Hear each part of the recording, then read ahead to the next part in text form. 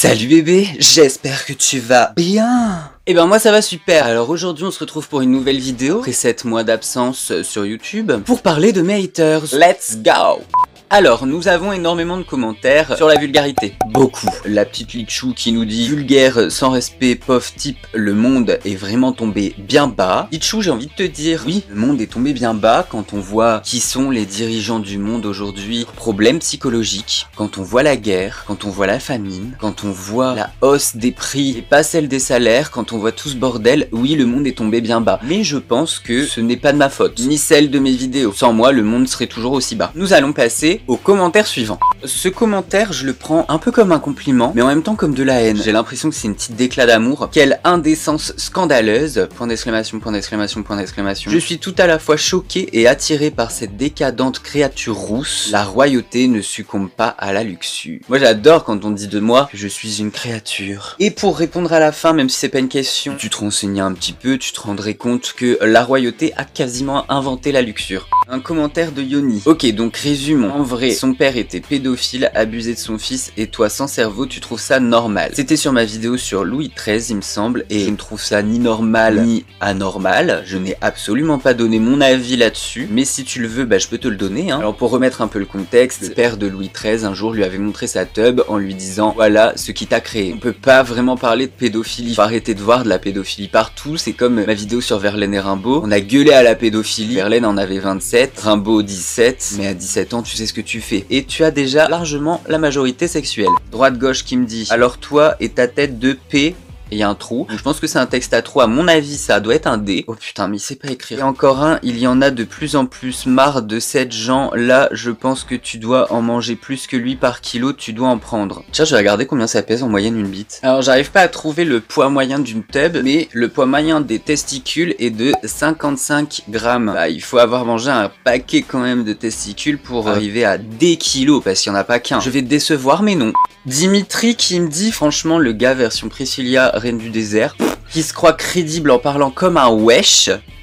Aïe aïe aïe, t'as un 10 balles. Privilégie le fond au lieu de la forme car ta vulgarisation historique est claquée mec. Écoute, je privilégie les deux. Si vous voulez tout savoir, pour une vidéo TikTok de 5 minutes, j'ai à peu près 20 heures de taf. En comptant le temps de recherche, le temps de montage et de tournage, mais le tournage c'est ce qui me prend le moins de temps. 20 heures de taf pour vous raconter des conneries, je peux te dire que ça me ferait mal au cul. Qui c'est cette folle? C'est la grande roue, abonne-toi. Très intéressant ces présentations, mais je ne crois pas qu'un vocabulaire cru à tout bout de champ soit le mieux. Pourquoi prendre ces airs de grande folle évaporée pour nous raconter cela? Un peu de retenue serait la bienvenue. Je ne prends pas des airs de grande folle évaporée, je suis moi-même dans mes vidéos. Je pense que tu me détesterais en fait, Alain. J'espère pour toi qu'on se rencontrera jamais parce que tu vas pas être bien. Suce-toi toi, au moins tu fermeras ta gueule. Je pense que pour avoir une idée pareille, il a dû déjà essayer. Moi personnellement, à moins de me péter deux côtes, c'est impossible. Karima qui me dit, tu étais avec peut-être, quelle gueule incompréhensible. Non, bien évidemment. Par contre, les écrits historiques, les mémoires, les recherches et les historiens sont là aussi pour rassembler toutes ces informations. C'est ce qu'on appelle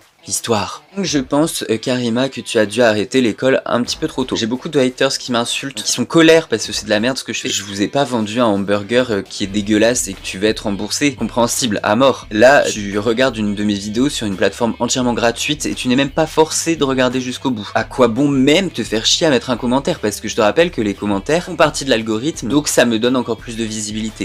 Dommage que le dialogue soit aussi navrant. Parler en bon français n'est-il plus de mise? Vouloir à tout prix se démarquer, or que la langue française est si riche. Pour moi cette phrase elle est pas française mais ok. Ce charabia minable n'incite pas la jeunesse à faire des efforts. Les Africains parlent mieux notre langue et pourraient donner des leçons à ce pauvre individu. Alors Muriel, ton commentaire a bien évidemment été supprimé et je l'ai également signalé pour racisme. Cette phrase finale, mais meuf t'as un grain, ça va pas?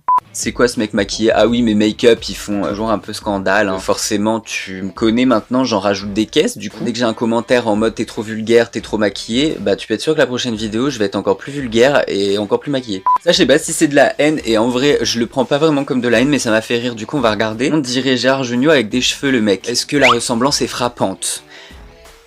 Dis-moi dans les commentaires si tu trouves que je lui ressemble. C'est Sinan, je crois que ça se dit comme ça. Excuse-moi si j'ai écorché ton prénom. Enfin, en même temps, tu m'insultes, donc non, va te faire foutre. Pardonne-moi, mais tu es crétin des crétins, comme je n'en ai rarement vu. Désolé, monsieur, je n'ai pas pu résister à vous le dire. Et des bonhommes qui vomissent. Bah, je t'en veux pas. Je me demande en fait pourquoi tu me tutoies au début et que tu me vois à la fin. Donc, qu'est-ce qui s'est passé dans ta tête? D'un coup, il y a eu un cliff change incroyable. Mais c'est pas grave, je t'en veux pas. Vraiment, j'ai l'impression que tu es le genre de personne qui se fait insulter au boulot tous les jours et qui ne peut pas se rebeller. Et du coup, ça te fait du bien de déverser ta haine sous mes vidéos. Comme beaucoup d'entre vous d'ailleurs.